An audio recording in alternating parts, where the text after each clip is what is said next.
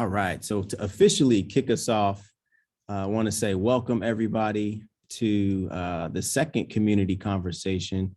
This is community college, and we've got a string of these community conversations that we're putting together in order to build community, to learn and grow from one another. And today we've got the pleasure of having Tunde and Sobomehin in the house with us to talk a bunch about the elements that go along with designing world peace, which is our theme for this quarter. P being the policy, E being the environment, A being the AI and ML technology, C being the culture, and the last E being the ethics. So what we're gonna do, since we're a small and intimate group, is again, one, introduce yourself, name, and then two, tell us where you're hailing from, hometown, or where you currently are. And then three, one thing that is interesting or fun fact for the week. So I'll kick us off. I'm Brandon Middleton. I am currently in East Palo Alto, California, but originally from Chicago. And one fun fact about me that you probably wouldn't know without kind of knowing too much about my backstory is that I love to play drums. So I'll do that and pass the popcorn over to, let's take it to Jan. Let's give Jan a try. Jan, you out there?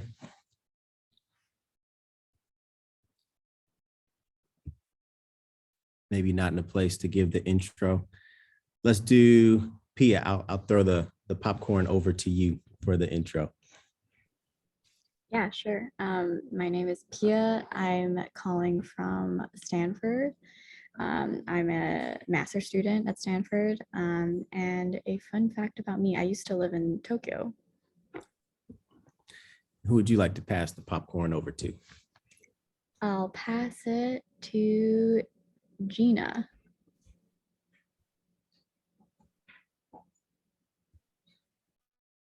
All right, Gina, you got. Come Hi, on. I have to unmute here. I'm multitasking. I'm sorry. It's a crazy world right now. I'm Gina Middleton. I am related to Brandon Middleton. I'm his mom. Love to support the things that he's doing some great things out there in California. Appreciate him inviting us to this forum. I am in Richmond Park, Illinois, which is a little bit south of Chicago, which is where Brandon grew up. And a fun fact about me, I'm a CPA who does taxes. There's nothing fun about that, but that's something about me. All right, and who would you like to pass the popcorn over to? I'm going to pass it to James Middleton. Okay, can you hear me? Mic check, 1, 2. We're good. Yep. All right, well, I am James Middleton, married to Gina Middleton, also Dad Middleton and Papa Middleton to a lot of folks. Also hailing from Richmond Park, 35 miles southwest of downtown Chicago, Illinois. Fun fact about me, I'm not really fond of dogs, but we got a dog in the house who just happens to love me, and he's changing my orientation and my tastes to love a puppy. His name is Dash. Wakes me up in the morning and joins me out on the deck to get the day started. Love it, love it. And who would you like to pass the popcorn to next? I'm staring at the name Dorothy Chang. All right, Dorothy, you want to give it a try? Hey, Dorothy. Yeah, absolutely. Hi, everybody. My name is Dorothy.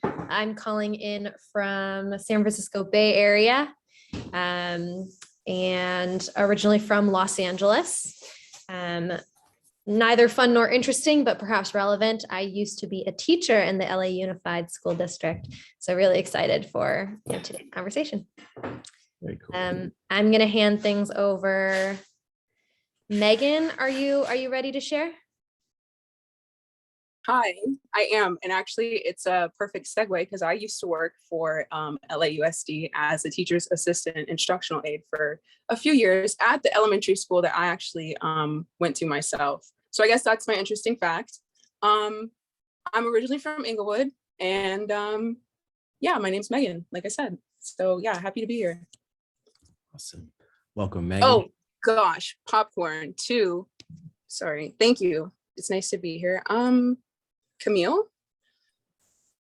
Hi.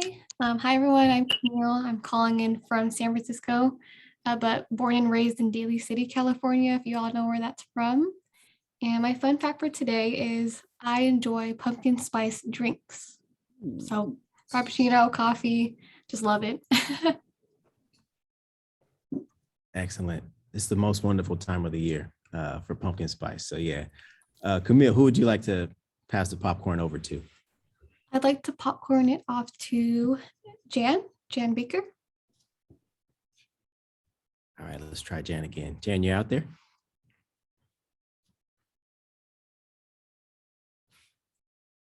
All right, Jan might be multitasking as well. Let's try one more person, Camille. Who do you think? Livia. Yeah, sure. Hi, everyone. I'm Livia Luby, and I'm calling in from San Francisco, California. My fun fact would be I really enjoy traveling. I really miss it now that we're in COVID. But prior to that, I traveled to 20 different countries. Cool. What was the best one out of the 20 so far? Ooh, that's a great question. I personally really love Thailand. I just like the tropical vibe.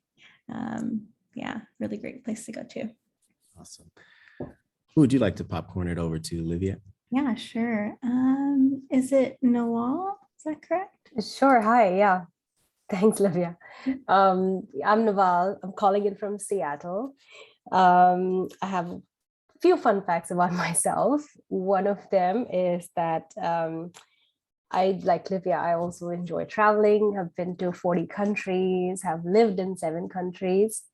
I am passionate about teaching people skills to be resilient with whatever life throws at us.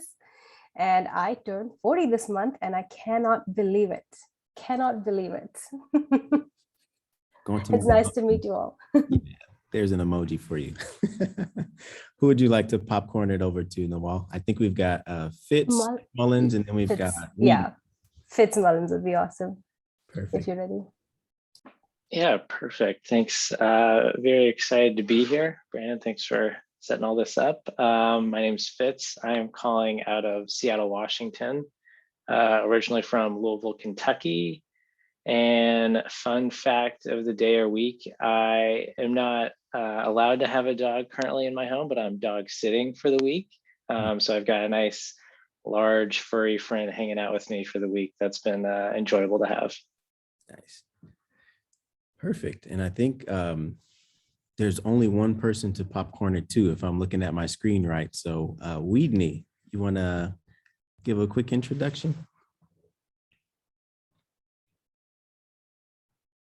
Hi, I'm Whitney. I'm calling from Colorado. I'm originally from Miami. And my fun fact is that I love horror movies. I've been trying to branch out and watch other genres, but I can never do it. I always go back to horror movies. I can watch them on for hours. So that's my fun fact. Beautiful. And then I guess the last, since we're doing intros, I'll give it over to Tunde and Tam to introduce themselves. We'll just knock it out here in the intro section. Rochambeau? No, just kidding. Hello, everyone. My name is Tamara.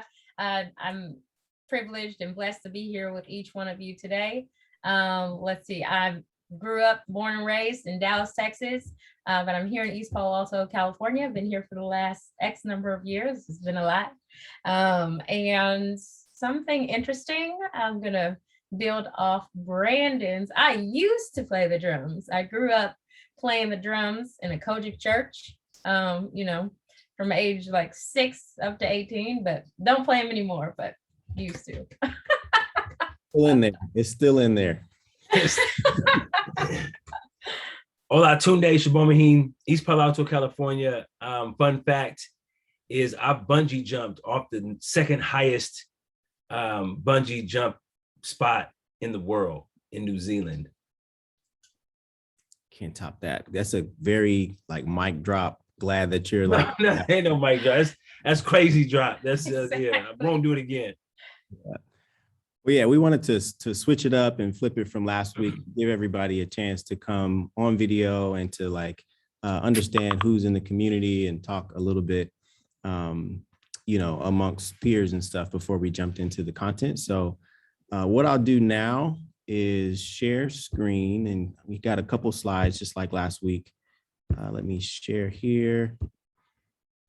And for the benefit of those that might watch this later, you know, welcome to community college. Again, we're basically flipping kind of the model of kind of four-year university on the head by inviting students into this, inviting the community into this, inviting folks from corporate into this, and communing together and learning. So taking community college as a stepping stone to a four-year university, like reclaiming the narrative of it and saying community, and gathering together lots of different perspectives and then educating ourselves together, just taking the narrative of those two words and flipping it a little bit. The class, this concept is called Community College, Designing World Peace. I spelled out the acronym before.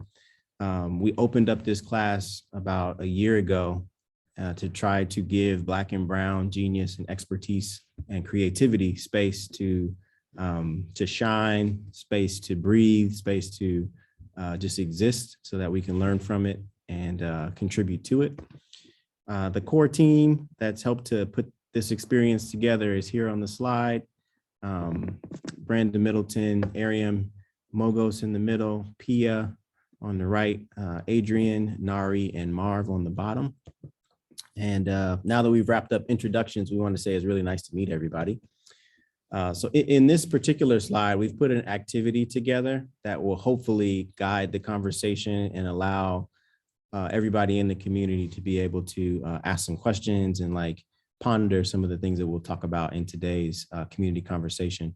So on the left side of the slide, what we want you to do as we do the Q&A with Tamara and Tunde is to think deeply about these things that we're going to get into, from gentrification to emerging technologies to offering tech education for marginalized communities for the folks that have been like in LAUSD, just introduced themselves. As we're talking about these things, feel free to go into the chat and put observations or things that are coming up. And then in the second part where we offer you the opportunity to come basically on stage and talk about some of what you put in chat. Designers kind of framework for language. A bunch of what we've worked through in the Stanford D School is this I like, I wish, what if type of framework. So feel free to play around with that language in order to interact with other people on the call, to pose questions or challenge ideas that Tunde and Tam might give. And with that, we're going to move forward and invite you to start chatting as we start getting into these questions. But right now we'll open up with a few for Tunde and Tam, and then probably we'll hand it over to some of you audience members if you want to use the raise hand feature in the chat or just give a little indication. We'll try to make this less of a monologue and more of just an open kind of dialogue and conversation between all of us. So if that's cool, Tunde, you ready? Tam, you ready? All right. Stay ready. So let's start with the origin story. Like you mentioned Dallas, Texas, Tam. You didn't mention where you were from, Tunde. So give us, a couple minutes of backstory about, who you are as people, what kind of work you focus on, what some of your passions are, just to kind of frame and begin the conversation here. So ladies first. Tam, I'll start with you. Thank you. Well, like you said, I mentioned Dallas, Texas. So from Texas, born and raised by way of Louisiana, Alabama, Ghana, Nigeria. Want to acknowledge my ancestors in that part of my history where there's a gap. So that's where my people come from. That's how I'm here today. So thank all of y'all. And I grew up in, like I said earlier, Dallas, Texas, and there's an area or neighborhood called South Dallas. And the specific area in South Dallas is called Bunton. There are a couple people you might know from there. Erica Baidu, what's my man, the basketball player who's the computer scientist, Chris Bosch is from there. So yeah, I'm from there, you know me. No, I'm just kidding. So it's a historically segregated area of Dallas, right? Both by policy and law, as well as, you know, more informal practices, you know, through violence and things like that. You know, it's a fairly small neighborhood full of amazing people. Someone brought up resilience earlier, full of amazing people who know how to navigate resources and be very creative and keep on living and thriving in a world that's against you. And so it's produced a lot of amazing folks as a result. And, you know, I'm proud of my history, proud of my hood, my community, but that's where I'm from. So I don't know if you want more of that origin story, but I'm sure that will come out as we continue to talk. So I'll let you have it. Yeah, I'm Ola Tunde Sobomehin from Portland, Oregon. Live in East Palo Alto, but grew up with a Nigerian father and a white American mother. I was the oldest of 4 boys, and my father has 6 kids total. But I grew up with those 3 younger brothers, and parents were my father and mother. I think really gave a strong sense of conviction for what life is supposed to be about. And to them, it was about service. Both of them connected on that. You know, they wanted to do service initially in Nigeria, but eventually made their way to Portland, came to Houston, went to San Diego, and they eventually landed in Portland by the time I was school age. And my father, in that first, you know, early kind of year of being there, took a trip to the prison in Oregon. It was the maximum security prison in Oregon. And there was 40-some% Black men, although the population was 1.9%. And my father, I could only imagine, he had been in the States for a while. He had been around civil rights, but I could only imagine what it really felt like. He's mentioned it many times, but to see capable people that look like him, I mean, just broke his heart enough that he quit his job that week, and he began working in the community ever since to try and prevent that as an outcome. It made and makes no sense to him or me why there's scenarios like that. And I think all of our family has tried to make a dent in that reality in some way. And so while Tam didn't give the fast forward to the now, I'll kind of do it on my side. Thinking about how to make the world a better place, thinking about how to you know, kind of make it more equitable. I came to believe that education and that economic empowerment is part of that struggle, and that technology access to it is a big part of that. And so I've committed this chapter of my life to doing tech education in communities of color. So I do that at Street Code Academy, but it all stems to like, yo, how do we serve better? How do we, you know, live out just a life of love and of service that I got growing up. Yeah, I love that. And appreciate the background and the introduction to the nonprofit Street Code Academy. I've been fortunate enough to work alongside Tunde for a little while and with the community of East Palo Alto with Street Code programs for quite a while, and really proud of what you've built and accomplished. And that helps me kind of transition into the second question. And Pia, if you have questions that are popping up in the chat since I'm presenting and can't see, feel free to interject after this one. But you know, outside of work on Street Code, can you talk about the Bay Area? You know, when I moved probably 15 years ago, it was one way.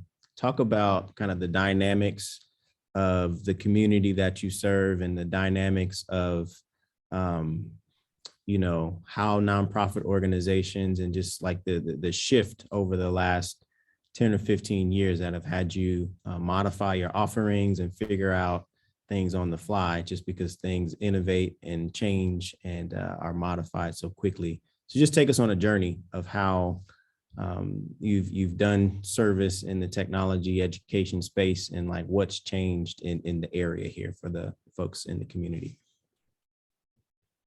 I'll let you have that one. So what we didn't get to say was, just a gratitude, first of all, for everyone who's spending their Tuesday evening here. And then also to you, Brandon. Your mom mentioned it, all the things that you're doing to make them proud. But I also just want to recognize the innovation and the work that you've done. I've seen you, Brandon, deliver a commencement speech in rap form after getting your MBA. I've seen you as a father. I've seen you as an employee in some of the best tech companies in the world. I've seen you as a worship leader. I've seen you as a mentor and a friend. I've even seen you as a model.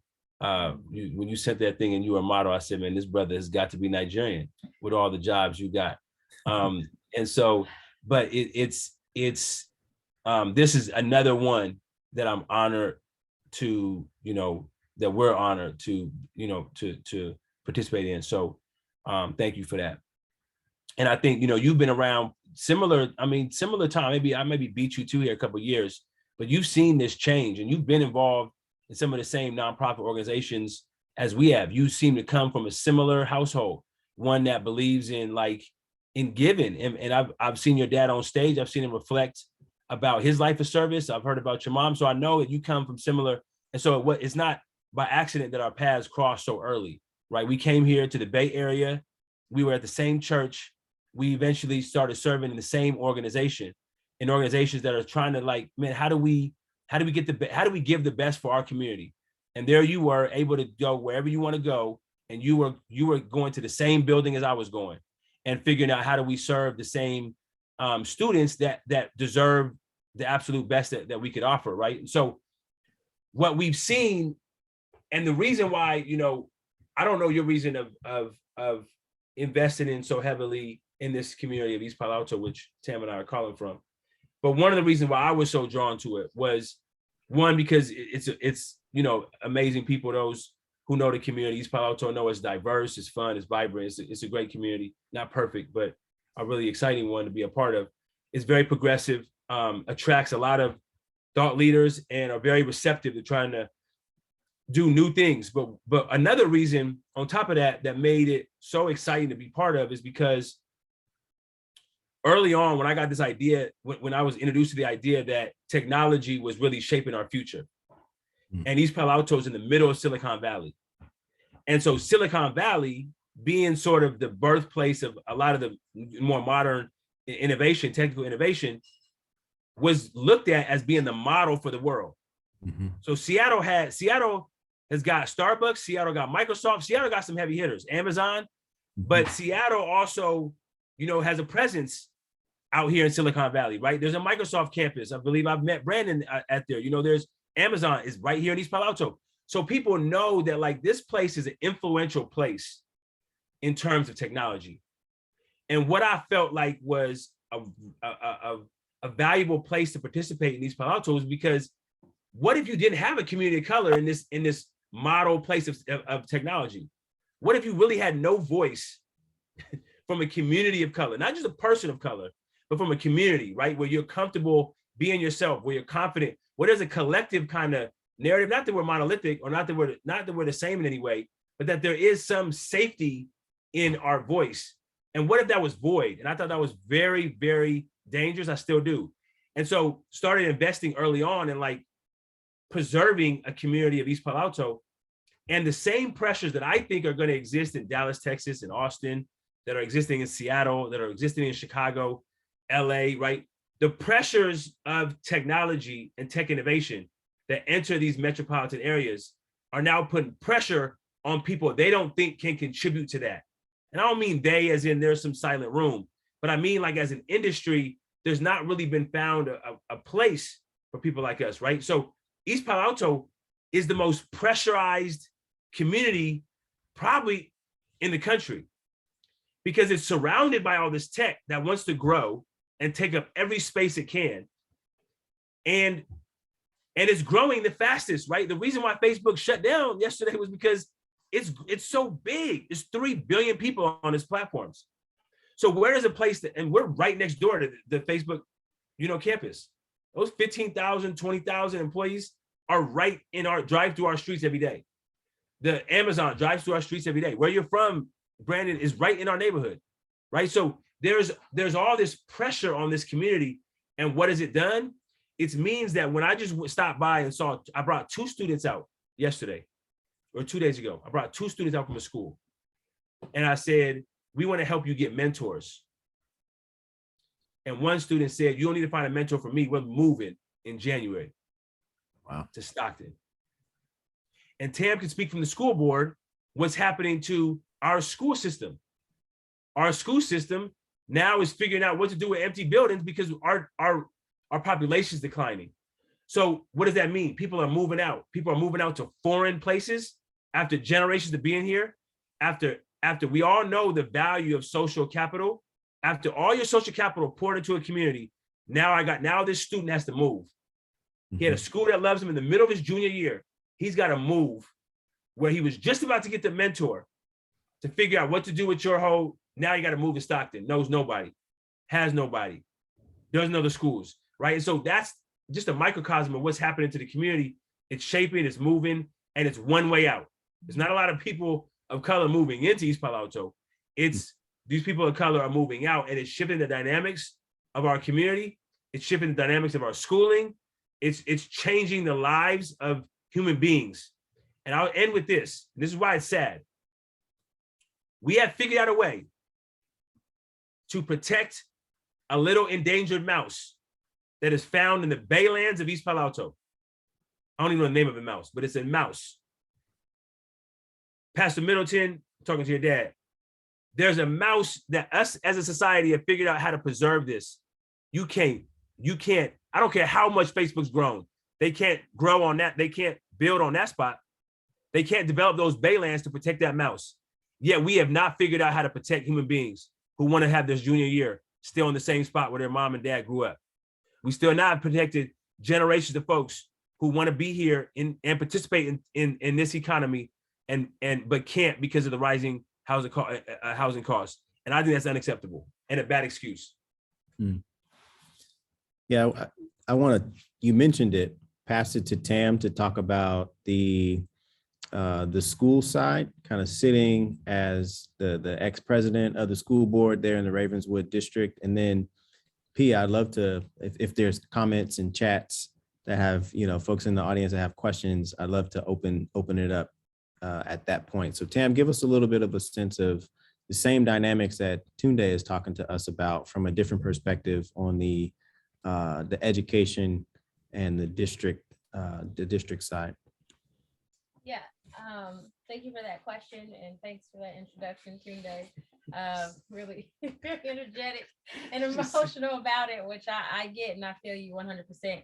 I'm not speaking on behalf of the school board, but as a school board trustee, there are things that I see in terms of gaps in the district between continuity amongst community members that are related to the experience that Tunde described earlier. So one of the things Tunde called out was like declining enrollment in the district, which is a very real challenge for our district right now. So as a result of people sort of being forced out for a number of different reasons, you've got that numbers going down, families are moving out, students are moving out, people who are coming into the community now or more representative of employees of these companies that are nearby, which generally either aren't households that include children, or if they do have children, they're not children who are then enrolling in the district, right? They're going to private schools or something like that.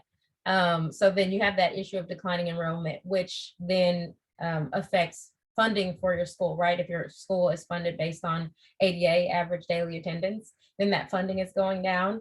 So that's been, one challenge. And then obviously there are others. that I also think Tunde touched on that everyone's kind of experiencing. So, Tunde mentioned that people going to these places, they're on our streets. They're literally on our streets every day. So if you think about things like environmental pollution, right? You think about that extra traffic on the street and what it does to your peace and what it does to your walk from home. I mean, from school to home or from home to school, right? And the potential there, or just the general busyness of it. What does it do to, relationships when people are being forced to move? Like Tunde mentioned, there are people who literally had generations here. And now their families are being uprooted. And so to see the people that you call friends, you call mentors, community heroes being forced to leave, that's unsettling. That's unsettling. And then, if you think about that from a child's perspective and a child bringing that into a school space where you want to come whole, you want to be a whole student, a whole person when you're in school, right? That's going to set you up best as a learner. But you have this sort of, trauma, if you will, this environmental trauma, not necessarily, I'm not saying necessarily related to trees, the physical environment, but I mean all of that, the people, the spaces, the relationships, the changes that are affecting your lives and your life. So those are just two small things, but it's showing up very real in the classroom. As a school district, we're going to keep doing what we're doing, and our job is to create learning environments that support our students, again, from a holistic point of view. And so we're going to keep bringing in the services that we can to support development, to support learning, to support that wholeness and peace and joy. But it's definitely showing its ugly head in different ways and and it's sad. It's sad. Yeah, so I'm encouraging people to continue putting stuff into the chat. I understand there's no questions in there right now, but maybe Tam, to extend that point about, there's a situation that's, non-optimal right now. And there's some people that have tried different things, right? We've seen Mark Zuckerberg's wife put, the primary school, like this charter school idea out there. People don't know that you are currently a PhD student at Stanford University studying like education and going to be Dr. Tam pretty soon.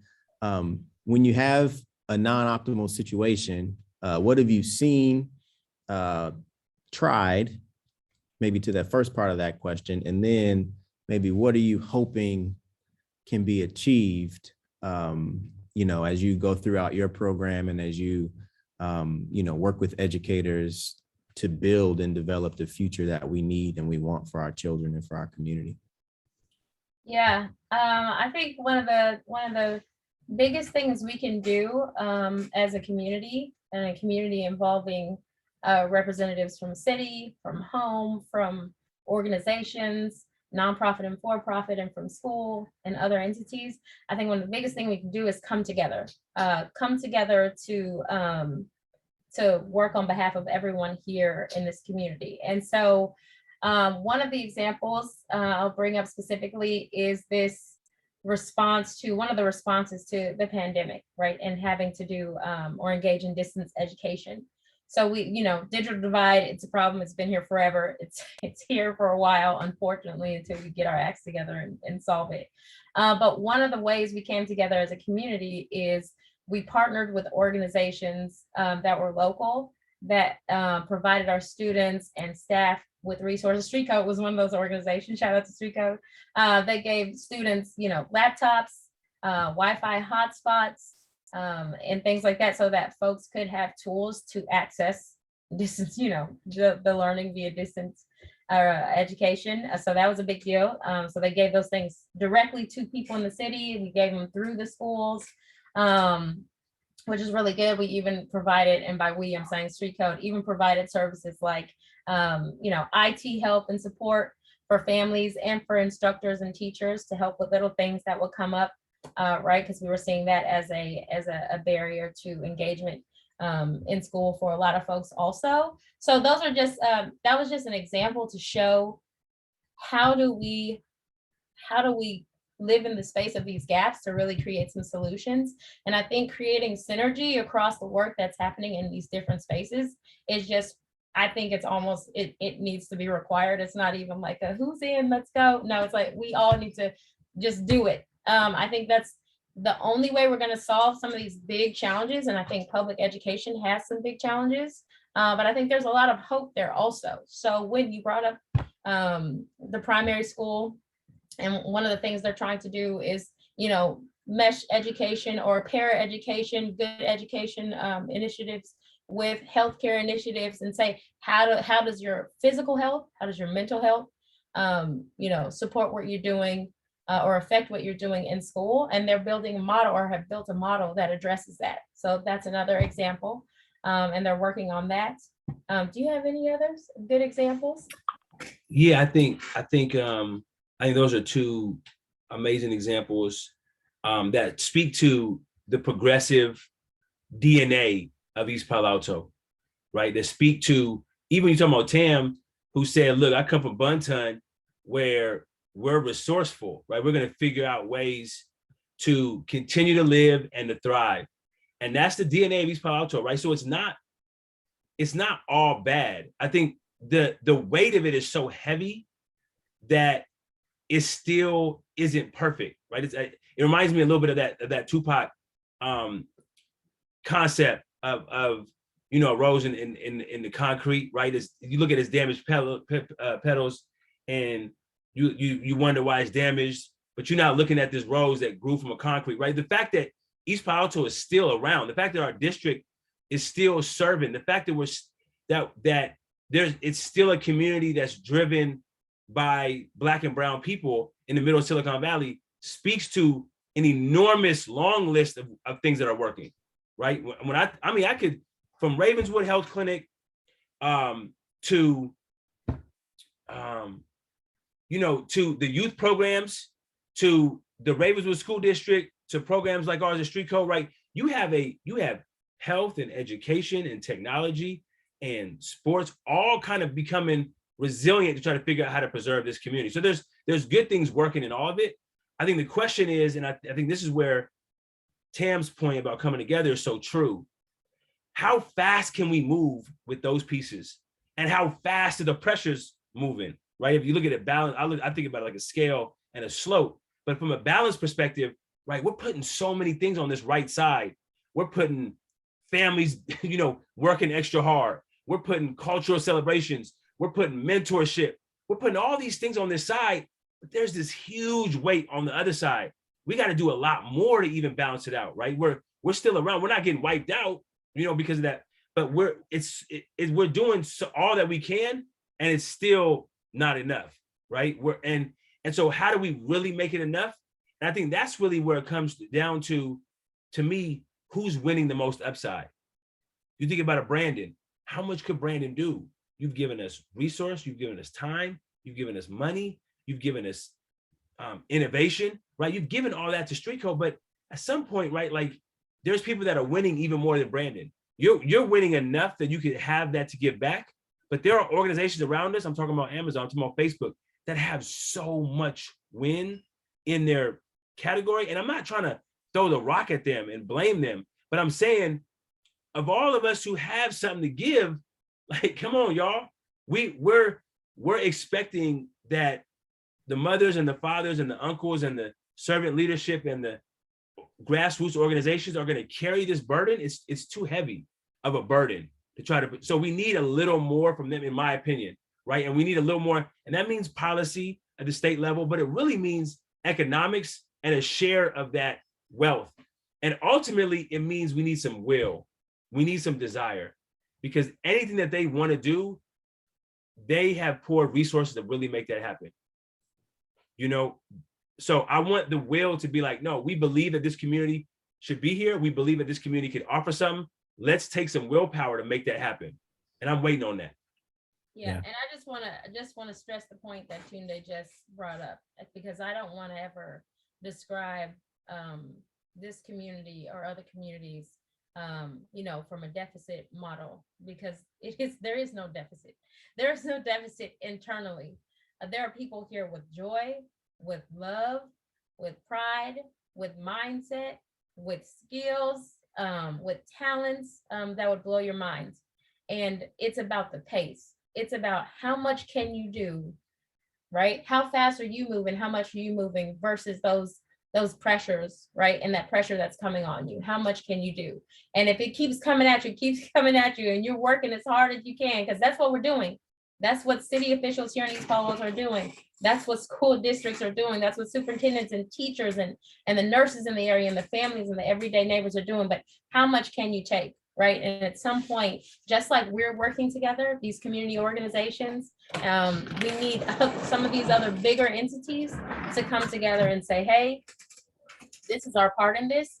We're going to own this responsibility, and we're going to, let's choose another course of action to make sure that we can preserve community and people and their lives, similar to what we're doing with, like Tunde mentioned earlier, the mouse that we respect here in the Bay Area.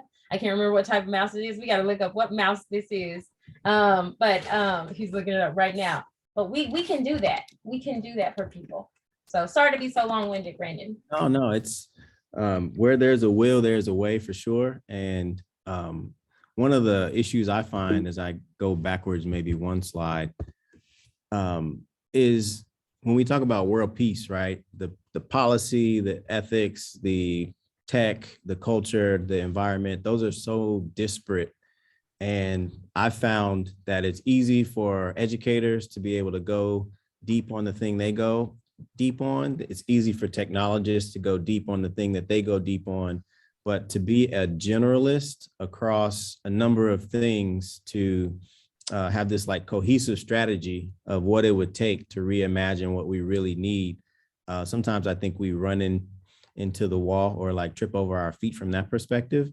So I know there are a couple of LAUSD folks who said something in the introductions. I wonder if you'd be willing to come in and say whether dynamics that you've seen in your past work are mirroring some of what Tunde and Tamara have talked about, or if there's any challenges or things that are outside of the scope of what we're covering in the conversation that might be worth pointing out for the community here.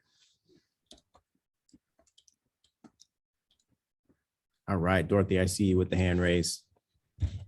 Hi, thank you both for speaking so eloquently about your communities and about the good work underway. I think it's not really a question, it's more just an offering. But I'm very fortunate to have worked in social impact my entire career, from grassroots organizing to philanthropy. And this thing that keeps coming up for me is the challenge of proximity, right? We can have these billionaire tech moguls and Facebook and Amazon and Google, and they can have well-intentioned efforts to invest or fund various community-led organizations or community-led initiatives. But because there's such a distance in lived experience, then there's all these emergent questions about like, oh, well, that feels risky, so I can't invest in that. Or that's not the thing that scales, so I won't invest in it. And it's definitely a tension that I've felt in my practice, whether trying to fight the system, fight to change the system from within the system or without it, right? Because the reality is like the things that have afforded Silicon Valley giants their wealth is the continued exploitation of communities of color. So there's an inherent hypocrisy to say like, oh yes, I would love to end racism by leveraging the wealth that I derive from racialized practices. Sorry about the animals. But yeah, just wanted to open up some thinking there. As something that's top of mind, especially as our current climate, there is a political opening. DEI has never felt more energy and more engagement. And at the same time, we still don't have it right? Yeah. Thanks. Yeah. No, I appreciate those comments, Dorothy, and appreciate you being a member of the community. Folks, again, feel free to, if you've got comments, to throw them in the chat, to use the emojis to, reflect on the left side of this slide, and then to share perspectives, either using I like, I wish, or what if, or in your own way. But those are definitely some interesting things to think about. Social impact from a corporate America perspective is different than social impact kind of, driving and leading a nonprofit organization and being a 501c3 trying to kind of move things forward. So I do think there's probably some space for us to be able to collaborate more evenly and to, do a 1 + 1 = 3 to the communities that we're trying to serve. So, kudos both to Dorothy's side of the equation that's been doing the corporate America social impact work, but then also to Tunde and Tam on their side on the nonprofit and organizational side that's rooted there in the community. I want to make space. Are there any more comments along the lines of this particular conversation? I don't want to dominate the time. I want to hear from the community this time around. There was a question which we could kind of expound on. Someone, F. Mullins, asked, are there any good examples of these mega corporations doing the right thing and pouring resources back into their community? Interesting.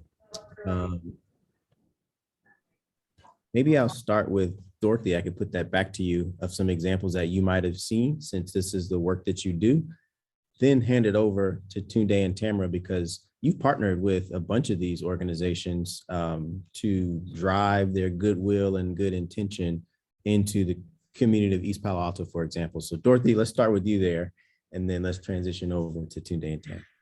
Yeah, thanks for the invitation. I'm like not well positioned to speak on it, right? Because like knowing what I know about the inner workings of corporatized philanthropy, there obviously raises up tensions about doing the right thing. Like, who gets to decide what is the right thing? Who gets to decide who is good to provide charitable philanthropic capital to?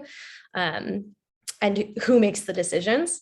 So I don't know. I don't really know the answer. And I think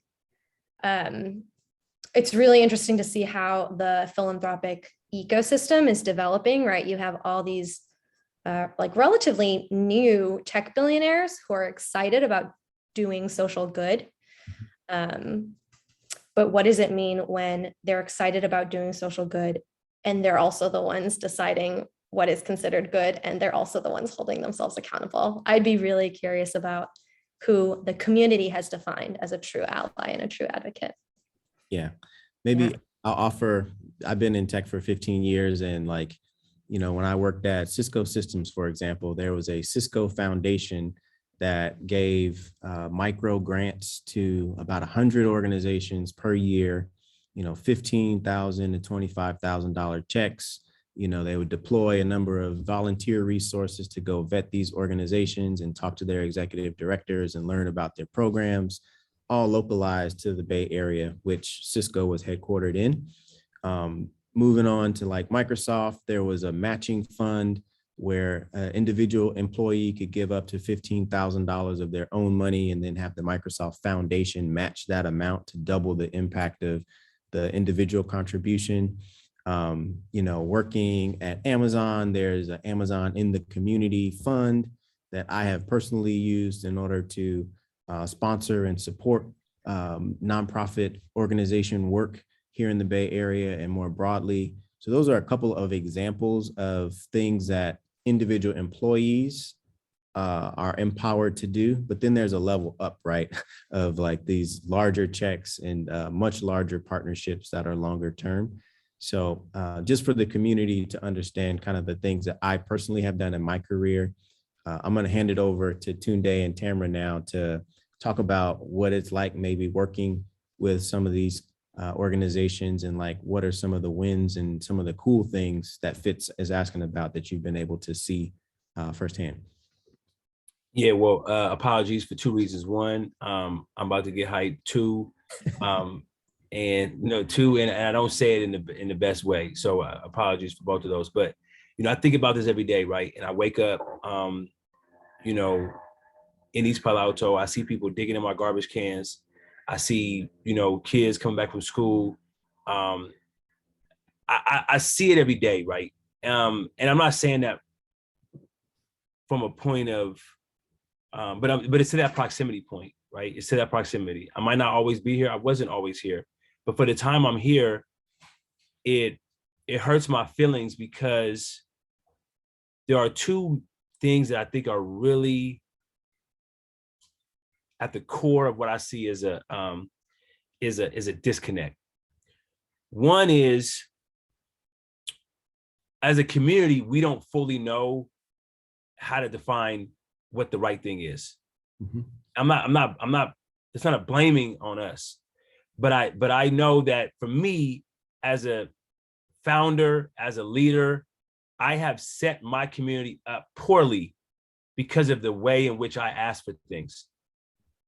I did not know I was doing that. Mm. For example, with the organization, we were housed on their campus, mega corporation. We thought for us that was a phenomenal deal. We had free rent. But in exchange for that, we were positioning them to own and build and develop multi-billion-dollar property. Where in 10 years, where will we be and where will they be? Their investments will double, quadruple in valuation to the tunes of billions of dollars, and we would have free rent for those 2 years, and we wouldn't be there in 10 years. So even though we're moving at this pace, they moving at that pace, and then we say it's the right thing. No, it really ain't the right thing. So if you doubling up and you giving $10 for every $10 that's given to us, that's cool. But is that really going to get us where we want to go? Yep. And so we don't know, right? We define that right thing by the peanuts when this ain't no peanut movement, right? We trying to really eat and we try to make the NBA, we getting fed peanuts. It's like, it's not going to add up. We don't have enough calories to actually get to where we want to go. The second thing that I think is really hard is that I've worked with enough tech people to know that when something is worth it, it's worth it, no matter what the cost, scale, or whatever. Mm-hmm. So I've had people ask me for services that they really want for their child or for their product or for their momentum. And there's no limit to it. You could double it, you could triple it, and it's all worth it. And so for me, it's like us being able to stay or participate fully is not really worth it to you, because the cost of it, you wouldn't keep holding us with, we can't afford that. We've asked for these mega corporations, they've given us great things. First of all, the employees have funded us. For example, we have one employee, Chris Cox, who's the chief product officer of Facebook. He's given us tons of resources, over $1 million to kind of fuel our thing over the past 7 years, fuel our project. That's a benefit that he's gotten from a corporation. We've gotten free computers from many of the tech companies, right? But the question still remains, is that going to be enough to keep our community here? Is that going to be enough with this school district that wants to provide loving, joyful experiences for our students, and now they no longer able to stay in the school district? Is it enough for that family member who wants to stay here for his junior year but can't? And the reality is, in my opinion, it's not enough. And is that enough for what you would do for objective if it was your family? And the answer is, I don't believe it's the same. And so from that level, I don't think it's the fullest thing that we could do, right? And I'm not saying that I would do it if I'm in their situation. So I'm not placing judgment, or I don't want to place judgment. What I want to say is, let's establish what the right thing is. And I don't think we've hit that barometer yet. I don't think we've hit that mark yet. Yeah, I agree with that. I was struggling to find good examples. And most of the examples I was coming up with included a lot of, these small organizations that are local and specific to this area where I've really seen, some powerful work happening. And I think I want to echo again, I don't want to point my finger at anyone. I just want to work on me. I want to look at myself and say, what's my part in this? In what ways am I hindering, the pursuit of life, liberty, and happiness of others? And what can I do to check that, to change that, to correct that, so that I can support life, liberty, and the pursuit of happiness for all people? And so I think if we all do that, I'm encouraging us all to do that. And I think when we do that, we look at it through the lens of, what does this look like for me? If I was advocating for myself, for my people, for my kids, like, what would I want? What would I need? I think we'll start to discover the solutions, right? And the things that we all need to be doing, right? So, and I'm not sure that we're there yet. I know we're not there yet. So, yeah. Yeah, that's where ethics starts to come in terms of like what is right. And I think it is going to take kind of discourse from a diverse number of voices in order to have all the sides kind of understand what attributes and what benefits are useful and helpful for certain communities versus like unthought about, rocks left unturned because certain people in our society have never kind of walked in those shoes. So yeah, I appreciate the conversation thus far. Again, gonna keep continuing to ask people to throw stuff in the chat. I think Pia let me know there's another question from Dorothy. You wanna pose your comment or your question in there or no? It was a statement phrased as a question. It was a trap. I couldn't even read it out. So again, if folks have questions specifically for Tunde and for Tamara, feel free to come off mute. I will pause for a couple seconds here to allow some of the other folks in the community to jump in there.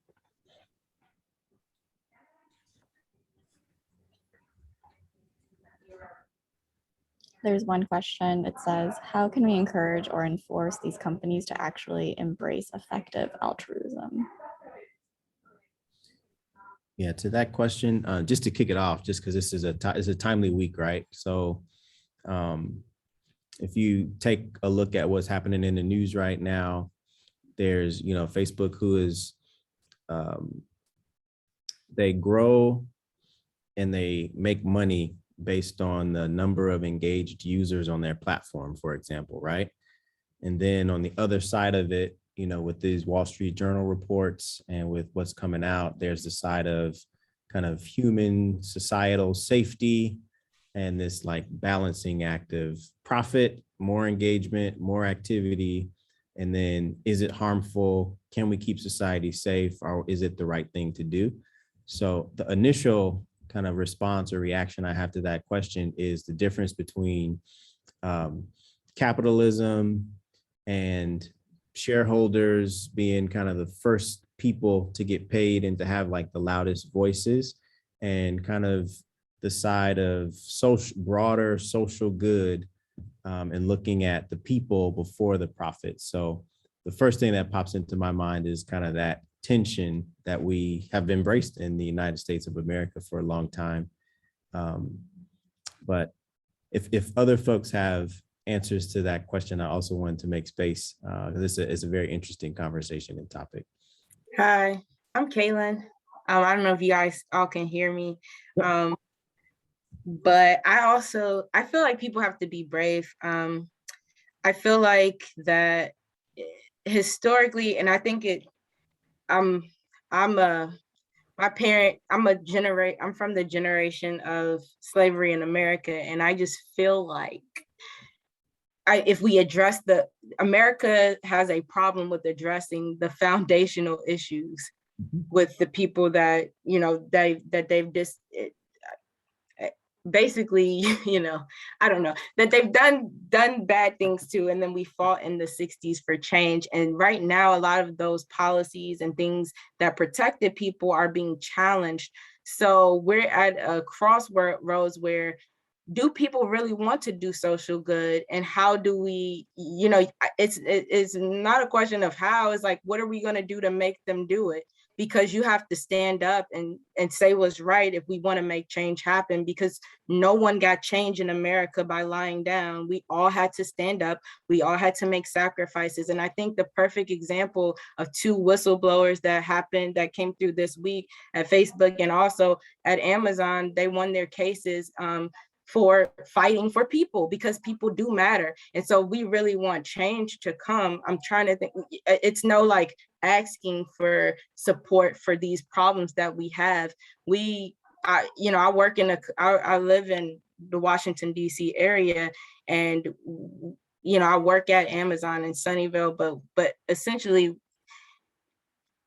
in my community, I've watched what COVID has done to the community. And what it's done is displace a lot of people. Homeless has shot up, and people are kicked out of their houses and don't have a place to go. And they're working, trying to survive. So for me, when we know that this hurt people, And we know that the jobs minimum wage is not enough to sustain people when you have people working at home, getting sick, dying.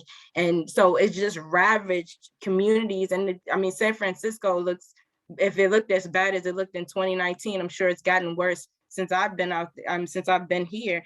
But I'm just trying to figure out who's going to be brave and stand up and do what the right thing is. And I know it's a lot of cost that comes with that, but it's kind of like the change that we want to see. We almost have to be that change. And I started put comments in there because my dad's a pastor. I'm from a line of pastors, and historically the church has been that. I'm coming from Black communities, but the church has been the support. We provided the social service, we provided the food, we provided the shelter.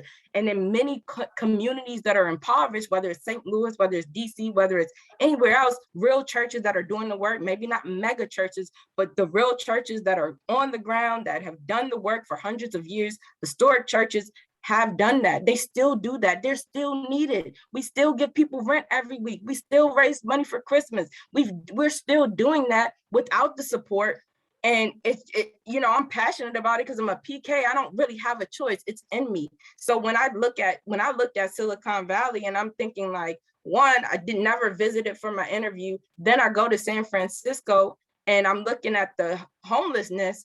To me, that's alarming. And then to just think COVID hits and everywhere else, I see it everywhere. It looks just like how San Francisco looked in 2019. So I'm just thinking, like, I do think we need to be brave. I do think everybody needs to do the work. I think everybody's responsible that lives in America. And until people are really ready to say, let me give some money out of my paycheck, let me help, because this kid could be my kid, because until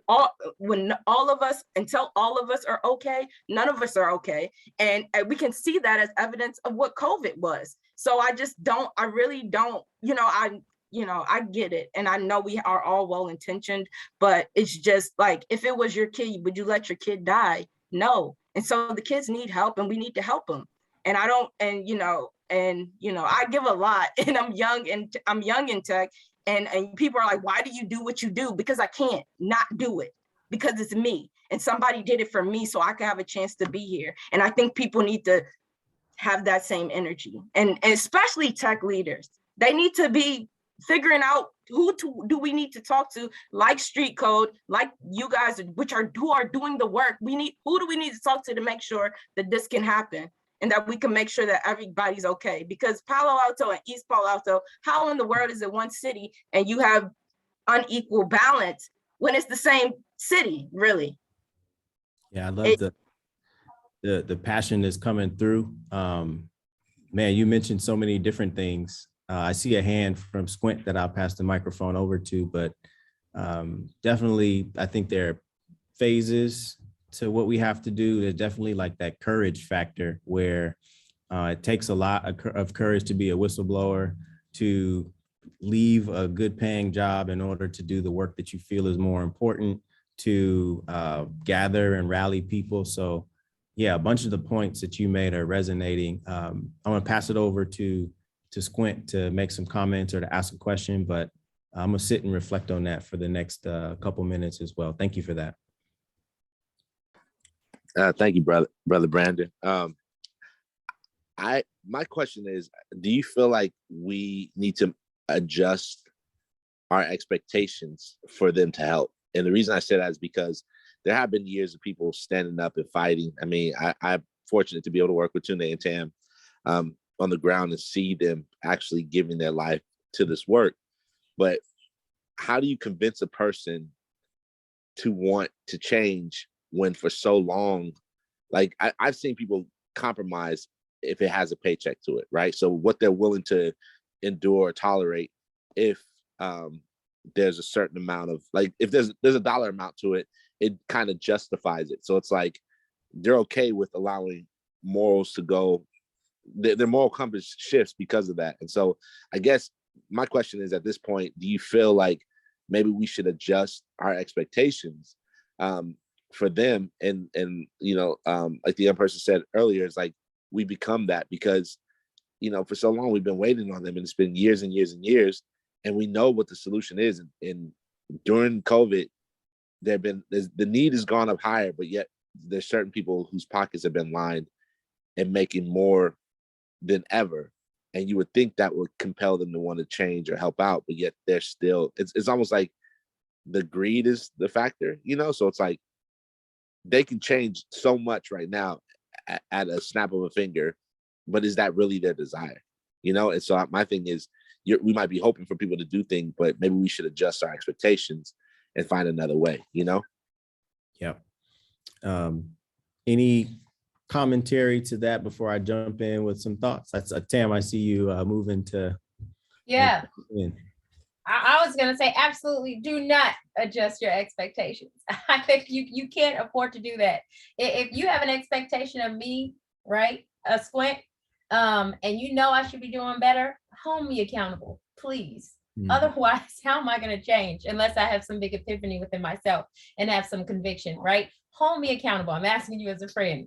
So I don't think we change our expectations, but I do think the actions we take, they have to be many, right? And so I think some of this is a policy issue, and I think we just keep knocking on the door of our policy makers, right? Your local politicians, your school board members, your senators, your president, and all that. Some of this is an issue of engagement, right, between enterprise and community. You keep knocking on the door of these companies that folks are naming, and you keep saying, hey, have you come here, check this out. Hey, y'all realize when you come through here with your traffic bus, this is what happens to kids' walkways to school. Hey, you keep knocking on that door. You keep holding them accountable. I also think that we've got to really take a look at what has worked, right? And so we've seen a few big leaps and big pushes when we talk about some of these bigger things like with policy and enterprise and all that. But to me, when I think about movements, I think they've come out of the work of individuals like the folks on this call. So we think about, okay, so we know this is going on. We know it's going to be slow on their end to get it, but what can we do today? How can we take control of our communities, of our schools, of our organizations, and say, we're not having it, and we're going to produce the change, right? And I think that's what's happened over the years. That's how we're all here today, because of those individuals. That's how I'm here. You talked about an origin story. When I think about what's affected my life, it hasn't been no big old company.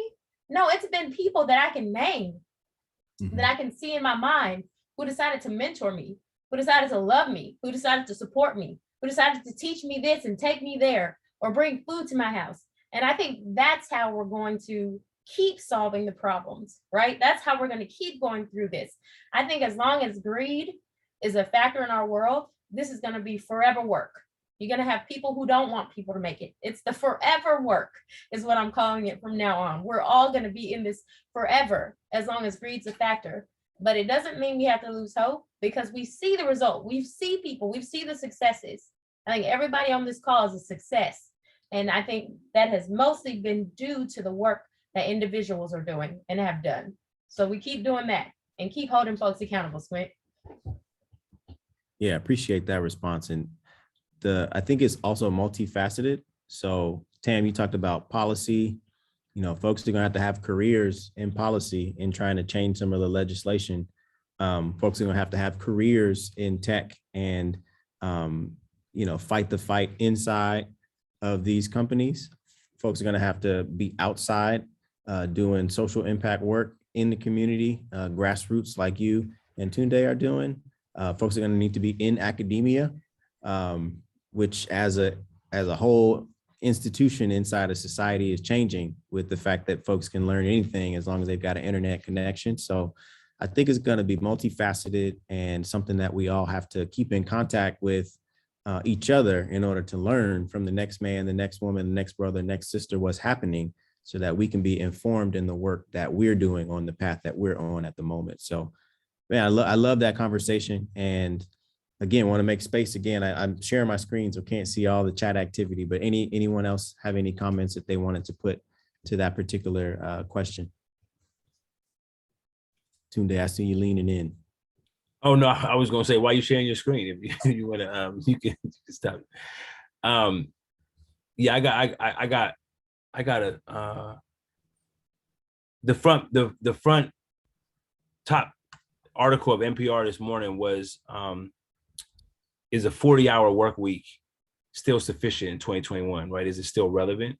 It talked about the origin of the of the 5-day work week and the 2-day weekend. And it used to be that we worked as a society 6 days, according to this article. And they talked about the labor unions in the 50s and 60s that fought to have 2 days, right, to change it. And so that's an example. It may be a distant example for many of us, but it is a real example of how we have held on to hope and have changed things. And I think about, I don't have a direct bloodline to American slavery, but you think about the freedom struggle of African Americans, and how there is no more slavery, right? Because there are people that fought against that institution that did not lose hope and kept pressing until it was won. Mm-hmm. And the same is true for civil rights. The same is true for segregation. The same is true for the right to vote. And I do believe the same will be true for this fight. And I do believe it will be us that will go through what seems to be impossible mountains, and we'll keep knocking or fighting or saying the right thing or persuading or moving on our own action. Because I think we're all centered on the main idea that it's multifaceted. We're gonna need to do a lot of things, and we just play our part. And some of it will be in academia, some of it will be on the ground, some of it will be, through entrepreneurship, some of it will be through activism, some of it will be, et cetera. But that's we find our part to make it better. And I think that there's enough of that energy that could change anything, any system.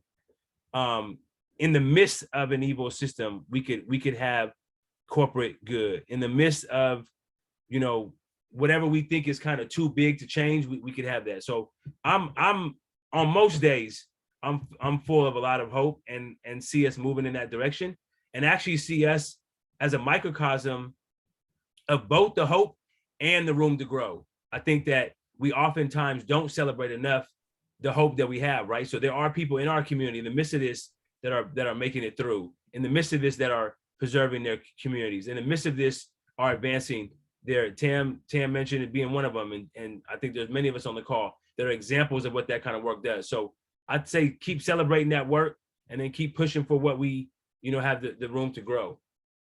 Yeah. To maybe end, I know we're coming close to time, but to that point, to maybe double click on kind of a positive story and an innovation that I thought was cool that came out of Street Code. Tunde, you want to take a minute to talk about kind of this PNFT concept and what you've been recently able to do? Because if there's one thing that our community is really, really good at, it's taking lemons and making lemonade out of it. So this story that I think y'all will enjoy is one example of that gives me hope as I do kind of the day-to-day work that I do. But Tunde, would you mind sharing that story of how it came about, like what it is? People are like, I know NFT, but what is PNFT? Just take a few minutes there. So I'll give you the now, I'll give you the backstory, and I'll give you what we hope will be the future. The now is that we've launched a PNFT campaign. It's the first in the world. We've gotten a lot of recognition on media. You could Google PNFT and you will see Street Code Academy as the first named philanthropic NFT, right? In a world where we now have billions coming through this non-fungible token concept, right? All on cryptocurrency, all on the blockchain, using blockchain technology. We've now have made what has been recognized really as this cutting edge way to make money. We have now seen, how do you make change from that? How do you make that philanthropy and give back to community? And that is something we've just done. And it's a way we created a series of folks like Tam, like Brandon, like Squint, and a host of others who created this series of PNFTs where we auctioned off, if you will, to and gathered over $15,000 of donations to be able to monetize these PNFTs. And if you know anything about NFTs, once they're on the blockchain, they're all digital, right? It's all unique. And so once you resell this blockchain or you resell this NFT, right? Brandon, there's somebody who owns the Brandon edition of the Street Code NFT. If he or she resells that, Street Code Academy continues to gain money. And so it's a revolutionary concept, not only because it sort of bypassed traditional ways of philanthropy, writing grants, getting government money, but it's also create a way for us to get perpetual income from the reselling of these NFTs. And so that's really dynamic. It's really progressive. It's experiential. And it's the brainchild of, a couple of gentlemen who work at Street Code named DJ and Frederick. But that stems back to the very origins of Street Code, which I will credit Tam and Brandon and Squint and many others who've been in the journey for a long time alongside of us, who have said, how do we do things a different way? There was somebody like Mama Gina who said, why do we keep supporting those who don't support us? So there's somebody who said, why don't we shop minority? These are all concepts that Street Code has had since the beginning of its origin, right? To say, we know it's not that reliable to rely on people's outside the community's money to fund what we think is right inside the community. That's not a forever type of model. How do we keep pushing towards finding the best way to fund ourselves? And that's included us thinking about starting our own corporations, which we've done and are doing, to fund back into our organization. That's included finding other Black and brown philanthropy, which often goes overlooked, right? That has created us to think about how do we, look at new ways of funding, like the personnel, and new ways of funding our resources, like getting free computers that were going to be thrown away, and now that can fuel some of our instructional costs. So there's always ways that we're just being innovative around how do we fund this model so that it can be continual. And the PNFT is the latest way. And what we see in the future of this work is that Street Code could potentially, just by leveraging social capital, something we have a lot. Bunton has a lot of social capital. Bunton might not have a lot of financial capital, but the question becomes, what if you could turn that social capital into financial capital? What if the Chris Bosches and the Erica Badus didn't even give $1, but simply just gave their name, simply gave their stamp to some efforts that are happening in Bunton? How could we leverage that social capital and make it financial capital? PNFT gives a chance to do that.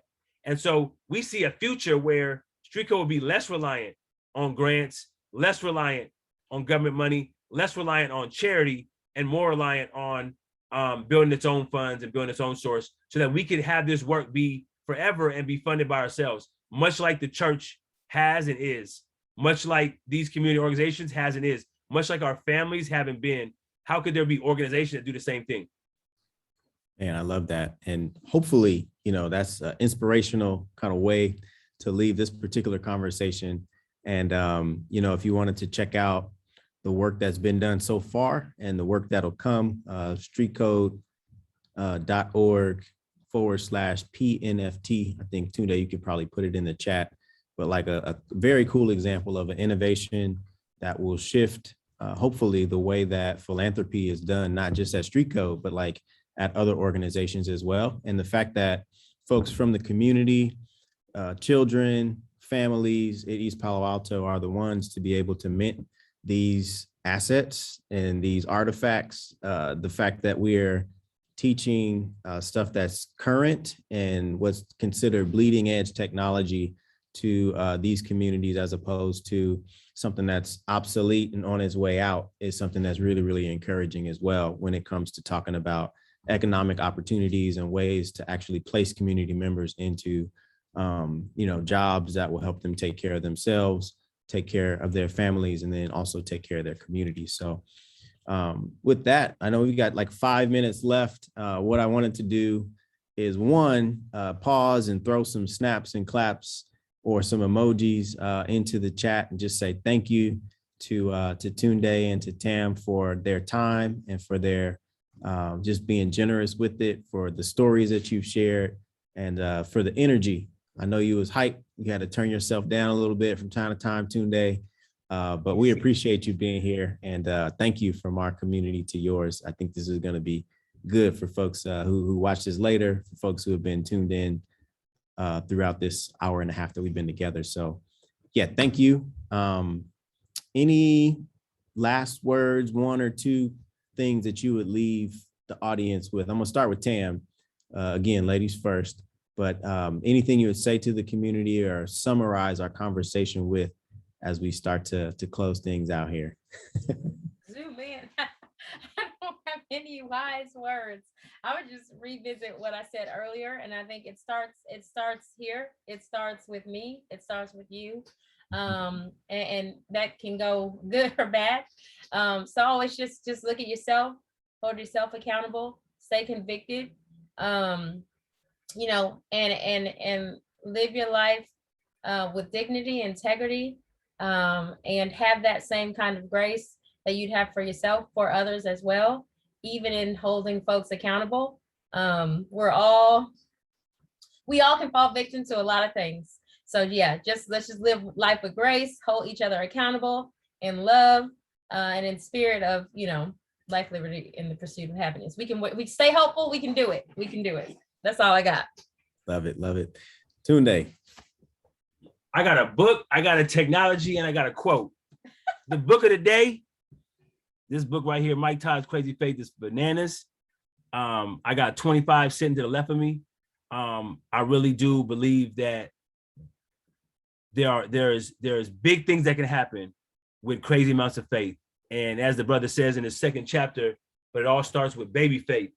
And so we can take small steps to get to the point where we can truly believe that we can do the big things that are on our heart. The piece of technology that I got is blood pressure monitor situation. It runs in my family. I'm 41, and so I'm gonna begin to monitor my blood pressure. This world can become increasingly, pressurized, and these kind of conversations, Brandon, help people like me to kind of decompress and tap back in the community. And I want to make sure that I'm staying on top of my health. And just, the quote that I have on here is not by force, not by strength, but by my spirit. It's Zechariah 4:6. But I think it's beautiful because it means that I don't have to kind of will this thing in with force. I don't have to will this thing by strength. I don't have to be that strong. I don't have to be that forceful. I actually could be, as God talking about by my spirit, I actually could be tapped in to a bigger spirit that's above even my own doing. And I could rest in that. And that's, I think, something that I've had to hold on to in all my hypeness and all my expectation and all my insecurities and all my poor health decisions and all that.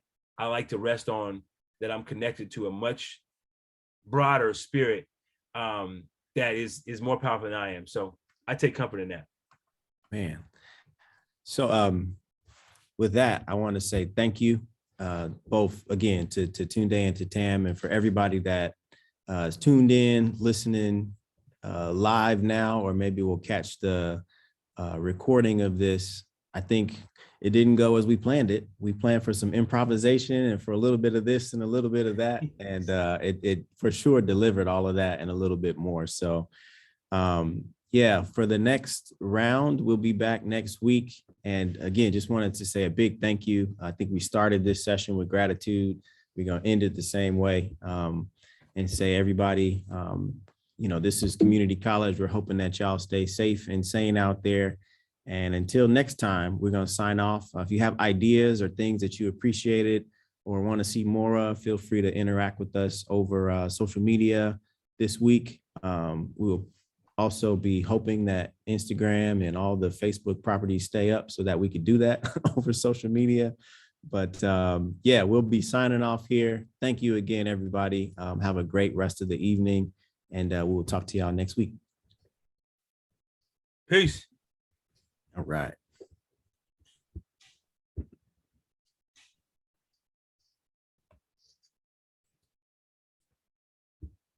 This one.